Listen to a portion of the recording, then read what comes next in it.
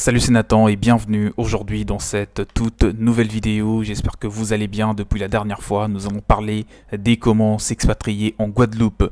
Si vous faites partie de ces milliers de personnes qui envisagent d'aller vivre en Guadeloupe, alors aujourd'hui dans cette vidéo je te donne tout ce qu'il faut comme information pour que tu puisses réussir ton projet d'expatriation dans ce pays qui est vraiment fascinant pour entreprendre, pour investir ou pour passer ses journées de retraite. Mais avant de parler de comment s'expatrier en Guadeloupe, je te conseille avant toute chose de t'abonner à cette chaîne en activant la cloche de notification que tu vois juste là, juste en bas, pour que tu sois tout de suite alerté sur les prochaines vidéos qui seront publiées sur l'expatriation et sur plein d'autres sujets. Si tu as besoin d'un accompagnement, d'un guide PDF, voilà, donc justement je t'ai mis à disposition un document qui te permet de découvrir toutes les étapes et toutes les démarches que tu dois faire pour réussir vraiment à t'expatrier en Guadeloupe et réussir par la suite ce que tu vas entreprendre comme activité. Tout est là dans ce document, vraiment qui est enrichi en connaissances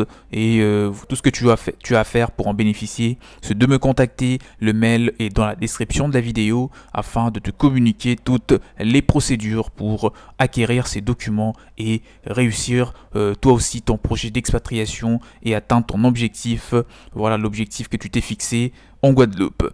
Pour parler un petit peu du sujet, en tout cas de la vidéo, de la Guadeloupe, c'est un pays qui fait rêver tout simplement. Ses plages, ses paysages authentiques, son climat, ses cocotiers et tout simplement sa beauté, non pas cesser d'attirer des nombreux expatriés. C'est là, voilà donc c'est là quelque part dans les Antilles que les 7 îles qui composent la Guadeloupe plaisent tellement que certains décident d'y poser leurs valises, voilà donc d'y rester et d'y s'imprégner de leur douceur de vivre au charme particulier. Les habitants sont assez chaleureux, les Guadeloupéens, courtois et vous donneront encore plus de raisons de partir vivre en Guadeloupe. Les Antilles récèlent des merveilles, mais attention, la vie d'un touriste en Guadeloupe ou d'un expatrié en Guadeloupe n'est pas celle d'un habitant. Il ne s'agira pas des vacances prolongées, mais bien de rythme et de mode de vie quotidien, voilà donc à la guadeloupéenne. Alors comment s'installer dans ce pays qui est la Guadeloupe? Si vous comptez vous installer en Guadeloupe et que vous craignez les démarches administratives, rassurez-vous tout de suite. La Guadeloupe est une région donc mono-départementale de l'outre-mer français. Un déménagement sur les îles guadeloupéennes n'implique donc pas plus de formalités que si vous changez bien entendu de département. En outre, une simple carte nationale d'identité suffit aux Français par exemple pour faire le voyage. Et si vous êtes pour les Suisses, ont cependant besoin d'un passeport valide pour se rendre en Guadeloupe. Quant aux Canadiens, la carte d'identité suffit pour mais les passeports est obligatoire pour un séjour qui excède 3 mois. Et pour toutes les autres nationalités, la plupart en tout cas des Européens surtout, il faudra juste un simple passeport et une carte d'identité pour que vous puissiez rentrer en Guadeloupe. Et pour les Africains, il faudra que vous puissiez vous rendre auprès de l'ambassade de la Guadeloupe de votre pays et entamer les démarches administratives pour obtenir un visa. Et pour d'autres pays, tout en sachant que la Guadeloupe a signé pas mal de traités, de contrats, d'accords avec plusieurs pays. Donc il n'y aura pas de complications comme je viens de le dire, et c'est autant beaucoup plus facile pour les Européens c'est d'autant plus facile pour les Européens en tout cas d'aller vivre en Guadeloupe que pour d'autres personnes. Le seul fait important à prendre en compte est que votre déménagement se fera à plus de 6000 km de distance de la France métropolitaine. C'est certainement cette étape qui vous demandera le plus de temps d'organisation. Pensez donc à anticiper ces démarches, mais aussi celles de votre installation, je précise, comme le choix d'un logement, l'évaluation du coût de la vie, la recherche d'un emploi adéquat ou la reprise d'une affaire sérieuse comme un commerce ou un logement. Il est en effet conseillé de prendre le temps de faire du repérage avant de prendre son aller simple pour la Guadeloupe. Alors, que faire en arrivant en Guadeloupe? qu'est-ce qu'il faudra faire une fois que vous mettez le pied dans ce pays. Pour partir vivre en Guadeloupe, la plupart des démarches à réaliser est à faire en amont. Par exemple, il est important de réaliser le transfert de votre compte bancaire vers une agence basée dans ce pays afin de pouvoir percevoir votre salaire et payer vos différents frais. Cela n'est normalement pas plus contraignant que lors d'un déménagement dans un autre département français toujours. Voilà, notre département faisant partie des départements de la France métropolitaine. Et la plupart des banques réalisent des transferts gratuitement, d'accord. Vous n'allez pas dépenser de l'argent, et ça c'est à faire avant de faire vos valises pour la Guadeloupe. Parce qu'une fois arrivé sur place, ça sera peut-être pas possible, ça sera peut-être plus possible de le faire, à moins que vous ayez quelqu'un de sûr, voilà, qui pourrait s'en occuper à votre place. Bien entendu, cela peut varier en fonction des banques et de votre situation. Il est donc conseillé de bien vous renseigner au préalable auprès de votre agence bancaire afin de bien connaître les modalités des transferts de de vos ressources financières ou de votre argent. Parlons un petit peu du coût de la vie, d'accord? Du coût de la vie en Guadeloupe, parce que ce sont les choses qui intéressent énormément des personnes lorsqu'ils envisagent de s'expatrier. C'est les coûts de la vie, c'est la fiscalité, tout cela, ou même la culture, la cuisine. Ce sont les questions que posent la plupart des personnes lorsqu'ils envisagent d'aller vivre à l'étranger. Pour parler un petit peu du coût de la vie, comme je viens de le dire, ce n'est pas une légende. Le coût de la vie dans les Antilles est nettement plus élevé qu'en France métropolitaine, notamment du fait de l'importation et de la plupart des produits de la vie courante. Cependant, il est possible de modérer quelque peu la donne si on fait le choix d'abandonner son mode de consommation métropolitain pour adopter un mode de vie beaucoup plus local. Si vous mangez local, alors dans ce cas, vous n'aurez à dépenser que très peu d'argent pour manger tout simplement. Pour référence, en 2010, les prix de la consommation a été plus élevé de 8,3% en Guadeloupe qu'en France métropolitaine. Ça met juste la puce à l'oreille parce que si vous êtes quelqu'un qui est trop attaché à votre mode de consommation de la France métropolitaine, vous aurez du mal à vous adapter. Moi, je vous conseille de manger local. La plupart d'expatriés en Guadeloupe mangent local. Donc c'est vraiment un moyen d'économiser, sauf si vous avez des ressources financières assez suffisantes pour dépenser comme vous voulez, et ça sera encore beaucoup mieux. L'exemple de produits alimentaires est peut-être l'un des plus parlant. Ceci est à l'écart des prix, c'est fait largement ressentir et que l'on constate une vraie différence entre panier métropolitain et panier guadeloupéen. Les prix des produits alimentaires, je signale, en France métropolitaine sont inférieurs de plus de 9% en Guadeloupe. Si l'on se base sur un panier typiquement métropolitain, les écarts des prix montent jusqu'à plus de 35 voire 40% en Guadeloupe.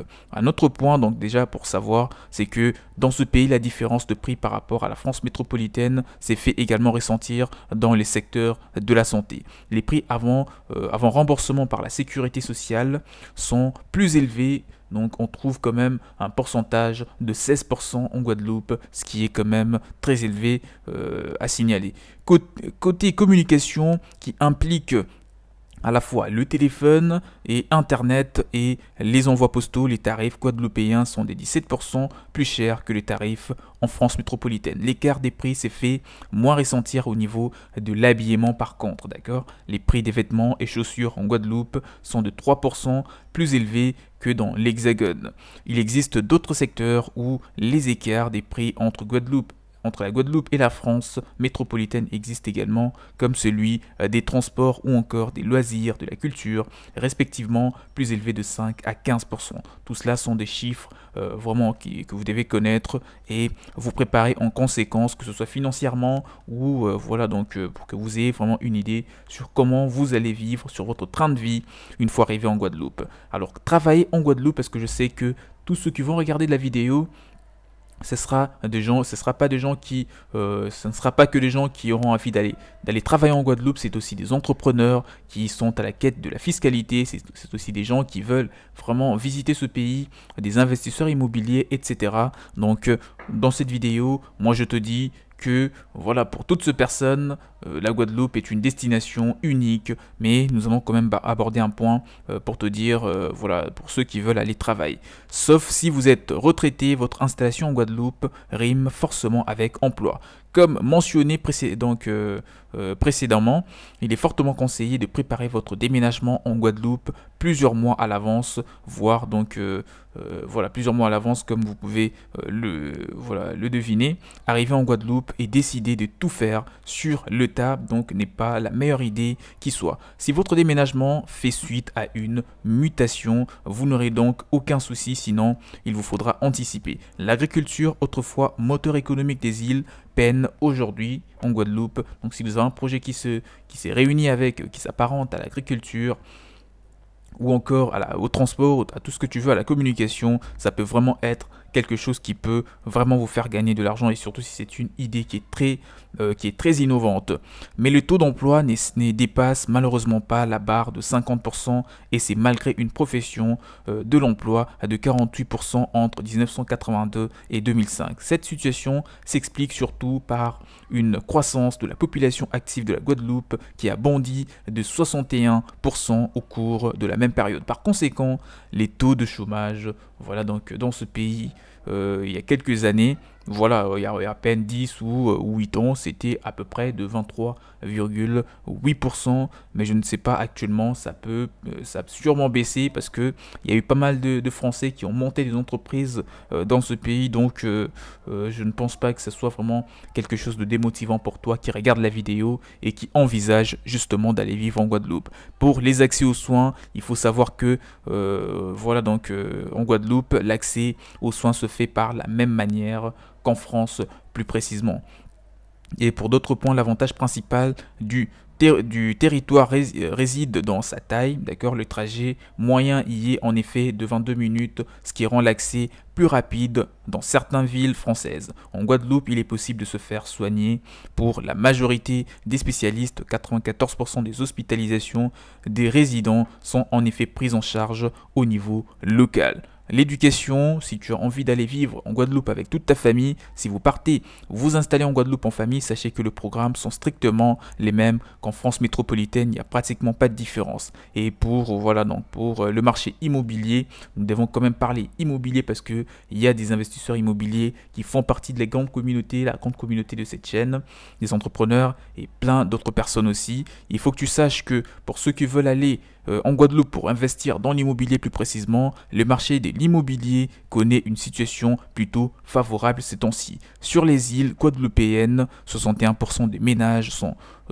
des ménages sont propriétaires contre seulement 54,7% en France métropolitaine. Il existe des biens adaptés à tous les budgets, les biens sont vraiment sont de bonne qualité et avec peu d'argent vous pouvez déjà devenir propriétaire, la seule condition étant bien entendu d'avoir une capacité d'endettement comme tu t'en doutes. En moyenne, les prix d'un appartement est de 1229 € par mètre carré en Guadeloupe contre 5407 € par mètre carré dans l'Hexagone. Si vous préférez opter pour une maison, sachez que le prix moyen au mètre carré est de 1641 € seulement en Guadeloupe. Voilà, c'était là une petite vidéo assez détaillée sur comment t'expatrier. Voilà, donc les démarches restent assez simplifiées et le marché de l'immobilier y est vraiment favorable, l'entrepreneuriat aussi, et si vous voulez travailler, sachez que vous n'aurez pas du mal à trouver un emploi si vous avez des compétences recherchées. Maintenant, c'est à ton tour de me dire dans le commentaire